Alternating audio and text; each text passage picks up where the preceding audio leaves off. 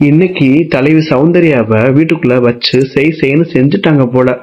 Worst performance லிஸ்ட்லயும் சௌந்தர்யாவை கொண்டு வந்துட்டாங்க. அது மட்டும் இல்லாம ஒவ்வொருத்தரா எந்திரிச்சு சௌந்தர்யாவை லெஃப்ட் ரைட் வாங்கியிருக்காங்க. ஒஸ்ட் பெர்ஃபார்மன்ஸுக்கு பிக் பாஸ் ஒரு வினோதமான பனிஷ்மெண்ட்டை கொடுத்திருக்காரு. அது என்ன பனிஷ்மெண்ட் கேக்குறீங்களா? ஒட்டுமொத்த ஹவுஸ்மேட்ஸும் ஒளிவு மறைவு இல்லாம மனசுல பட்டதை அப்படியே சொல்லணும் அப்படிங்கறதுதான் பிக் பாஸ் சொல்லியிருக்காரு. ஒவ்வொரு ஹவுஸ்மேட்ஸும் சரமாரியா சௌந்தர்யாவையும் சிவாவையும் தாக்கி பேசியிருக்காங்க. கியூட்டு நினைச்சு நீ செய்யற விஷயங்கள்லாம் கேவலமா இருக்கு, சகிக்கல அப்படின்னு சௌந்தர்யாவுக்கு மூஞ்சிக்கு நேராவே ஹவுஸ்மேட் சொல்லியிருக்காங்க. இத அப்படியே அவங்களோட எப்பயும் கொடுக்கற ரியாக்ஷன்ஸோட கேட்டுட்டே இருக்காங்க. இருங்கடா இருங்க, நான் எப்படா திருப்பி கொடுப்பேன், அப்ப பாருங்கடா அப்படிங்கிற மாதிரிதான் சௌந்தர்யாவோட ஒவ்வொரு ரியாக்ஷன்ஸும் இருந்துச்சு. என்னென்ன சொல்லியிருக்காங்க தெரியுதுங்களா? சௌந்தர்யா ஹேர் அப்படி ஆட்டி ஆட்டி பேசுவாங்கல்ல, அது மாதிரி அன்சிதாவும் பேசியிருக்காங்க. எல்லாரும் பேசுனதை விட இந்த சாச்சனா பொண்ணு பேசுனது தாங்க பயங்கரமான ஒண்ணுங்க. நீங்க சிரிச்சு பேசுனது கூட காமெடியா தான் இருக்கு அப்படின்னு ஒரு வார்த்தையை ஒண்ணு விட்டுட்டாங்க. இது சௌந்தர்யாவை ரொம்ப பாதிச்சிருச்சு போல. அவங்க வீட்டுல இருந்து வந்த லெட்டரை எடுத்து வச்சுட்டு ஒரே அழுக ஆரம்பிச்சுட்டாங்க. அழுக ஆரம்பிச்ச உடனே விடுவாங்களா?